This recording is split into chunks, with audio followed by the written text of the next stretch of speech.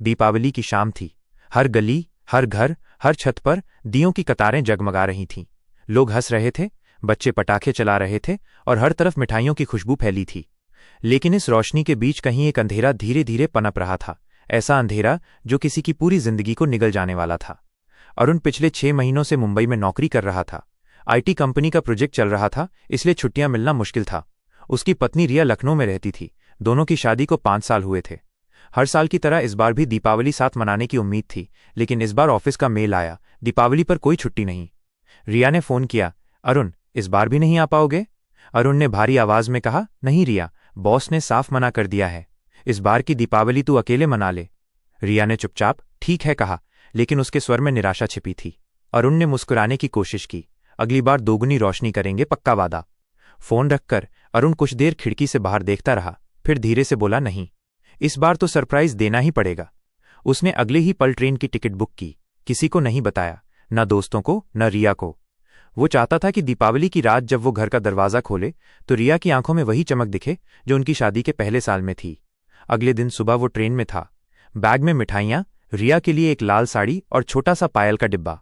वो मुस्कुरा रहा था, बार बार रिया की तस्वीर देखता, फिर फोन खोलता, मैसेज टाइप करता, फिर मिटा देता। नहीं, सरप्राइज का मजा तभी है जब उसे कुछ पता ही न चले। ट्रेन की खिड़की के बाहर दीपावली की रोशनी चमक रही थी, हर स्टेशन पर पटाखों की आवाजें आ रही थीं। अरुण के चेहरे पर सुकून था। वो नहीं जानता था कि उसका बनाया सरप्राइज उसकी जिंदगी का सबसे बड़ा झटका बनने वाला है। रात के करीब 9 बजे वो घर पहुंचा। गली में दियों की कतारें थीं। उसके घर की छत पर भी रोशनी झिलमिला रही थी। अरुण ने सोचा, वाह, रिया ने सब सजा रखा है, कितना सुंदर लग रहा है। उसने जेब से चाबी निकाली, पर फिर सोचा, नहीं, बेल बजाऊंगा, दरवाजा खुलेगा और रिया मुझे देखकर चौंक जाएगी। यही तो असली सरप्राइज होगा। उसने बेल बजाई, 1 बार 2 बार, कोई जवाब नहीं। फिर उसने धीरे से दरवाजा खोला। दरवाजा अंदर से बंद नहीं था। कमरे में हल्की सी रोशनी थी, अगरबत्ती की खुशबू थी और कहीं दूर से मध्यम गुनगुनाहट आ रही थी, जैसे कोई गीत चल रहा हो। अरुण मुस्कुराया, लगता है पूजा कर रही होगी मेरी रिया। वो अंदर बढ़ा। लिविंग रूम में चारों तरफ दिए जले थे। टेबल पर मिठाई की थाल रखी थी, लेकिन कमरे से आगे एक धीमी हंसी की आवाज आ रही थी और साथ ही किसी मर्द की आवाज। अरुण के कदम रुक गए। उसका दिल जोर से धड़कने लगा। वो कुछ पल वहीं खड़ा रहा, फिर धीरे धीरे बेडरूम की ओर बढ़ा। दरवाजा आधा बंद था। उसने हल्के से धक्का दिया और दरवाजा खुल गया। अंदर जो दिखा उसने अरुण की रूह हिला दी। रिया किसी और मर्द की बाहों में थी। कमरे में दिए जल रहे थे, पर्दे उड़ रहे थे और बिस्तर पर उसका सब कुछ बिखरा पड़ा था। उसकी हंसी अब अरुण के कानों में तीर की तरह चुभ रही थी। वो कुछ पल स्तब्ध खड़ा रहा, फिर उसके हाथ से मिठाई का डिब्बा गिर गया। आवाज सुनकर रिया ने सिर उठाया। उसकी आंखें चौड़ी हो गईं। अरुण? कमरा सन्न हो गया। वो मर्द घबराकर उठा और भागने की कोशिश करने लगा। अरुण ने रास्ता नहीं रोका, बस ठंडी नजरों से देखा। वो आदमी बाहर भाग गया। रिया कांपती हुई खड़ी हुई। अरुण, सुनो, ये वैसा नहीं है जैसा तुम सोच रहे हो। अरुण की आंखें लाल थीं। तो वैसा कैसा है रिया? बताओ ना। दीपावली की रात मैं तेरे लिए घर लौटा और तूने मेरा स्वागत इस तरह किया। रिया के आंसू गिरने लगे। मैं अकेली थी अरुण। तुम महीनों मुझसे दूर रहे, फोन पर भी मुश्किल से बात करते थे। मुझे लगा तुम अब मुझसे प्यार नहीं करते। अरुण की आवाज कांपी। प्यार? अगर प्यार सिर्फ पास होने से होता तो हर रिश्ता टूट जाता रिया। मैं तेरे लिए मेहनत कर रहा था, तेरे लिए भविष्य बना रहा था, और तूने मुझे ये तोहफा दिया। वो सन्नाटा, वो रोशनी, वो दिए, सब अब धुएं जैसे लग रहे थे। अरुण ने बस एक दिया उठाया, उसकी लौ को देखा और कहा, देख रिया, ये लौ छोटी है लेकिन सच्ची है। तेरी तरह नहीं, जो किसी भी हवा में बुझ जाए। वो दिया वहीं रखकर बाहर चला गया। बाहर पटाखे फूट रहे थे, बच्चे हंस रहे थे, लेकिन अरुण के अंदर सब मर चुका था। वो बिना बोले सड़क पर चलता गया। किसी ने कहा, भैया पटाखा लीजिए। उसने बस सिर झुका लिया। स्टेशन पहुंचकर बेंच पर बैठ गया। फोन बजा, रिया का कॉल था।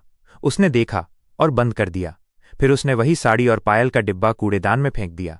उस रात अरुण कहीं नहीं गया। वो स्टेशन पर बैठा रहा जब तक सुबह नहीं हुई। चेहरे पर सिर्फ एक ही सवाल था, क्यों? अगले दिन वो वापस मुंबई लौट गया। किसी से कुछ नहीं कहा। ऑफिस में चुप रहता, काम में डूब जाता। लोग पूछते, भाई क्या हुआ? वो बस मुस्कुरा देता। दीपावली के दिए ने जलने से इनकार कर दिया। कुछ महीनों तक वो किसी से नहीं बोला। फिर एक दिन उसके दोस्त ने कहा, अरुण, जिंदगी रुक नहीं सकती, तू फिर से शुरू कर। अरुण ने सिर हिलाया। कभी कभी शुरुआत नहीं करनी चाहिए, क्योंकि जो खत्म हो गया वो अब सिर्फ याद बन सकता है। 5 साल बीत गए। अरुण अब एक एनजीओ चलाता था, दिया फाउंडेशन। अनाथ बच्चों की पढ़ाई और महिलाओं की मदद करता था। उसने कभी शादी नहीं की। कहता था, रिश्ते अब डराते हैं। हर साल दीपावली पर वो बच्चों को मिठाई बांटता और कहता, दिया हमेशा दूसरों के लिए जलता है, खुद के लिए नहीं। एक दिन उसके दफ्तर में कोई आई। वो थी रिया। कमजोर, थकी हुई, चेहरा झुका हुआ। उसकी आंखों में वही डर था जो सालों पहले देखा था। अरुण, उसने कहा, मैं बहुत पछता रही हूं। जिस आदमी के साथ थी, उसने मुझे छोड़ दिया। परिवार ने साथ छोड़ दिया। मुझे माफ कर दो प्लीज। अरुण शांत खड़ा रहा, फिर बोला, रिया, तू अब उस दीपक की तरह है जो जल तो सकता है पर किसी को रोशनी नहीं दे सकता। मैं तुझे माफ कर चुका हूं, लेकिन तुझे वापस नहीं चाहता। मेरी जिंदगी अब दूसरों के दर्द मिटाने में सुकून पाती है। रिया रो पड़ी। अरुण, क्या कभी मुझे याद करेगा? वो मुस्कुराया। हर दीपावली जब मैं दिया जलाऊंगा तो याद करूंगा कि एक दिया कभी मेरी जिंदगी में था, जो रोशनी नहीं, अंधेरा लेकर आया। रिया चली गई चुपचाप। अरुण ने खिड़की से बाहर देखा, बच्चे दिए जला रहे थे। उसने हाथ जोड़कर आसमान की ओर देखा और कहा, धन्यवाद भगवान, तूने मुझे तोड़कर नया बनाया। उस रात अरुण के कमरे में सिर्फ एक दिया जल रहा था। वो बैठा हुआ था, दिए की लौ को देख रहा था। धीरे से बुदबुदाया, प्यार भी दीपावली की तरह होता है। जब तक जलता है सब कुछ रोशन लगता है, लेकिन जब बुझता है तो सिर्फ धुआं छोड़ जाता है। बाहर पटाखे फूटे, बच्चों की हंसी गूंजी और उस अकेले कमरे में अरुण का चेहरा पहली बार मुस्कुराया, क्योंकि अब उसे पता चल चुका था, सच्ची रोशनी बाहर नहीं, अंदर जलती है। दोस्तों, मेरी ये कहानी आपको कैसी लगी कमेंट बॉक्स में कमेंट करके बताएं। कहानी अच्छी लगी हो तो वीडियो को लाइक कर दीजिए, और अगर चैनल पर पहली बार विजिट कर रहे हो तो चैनल को भी सब्सक्राइब कर लीजिए। धन्यवाद।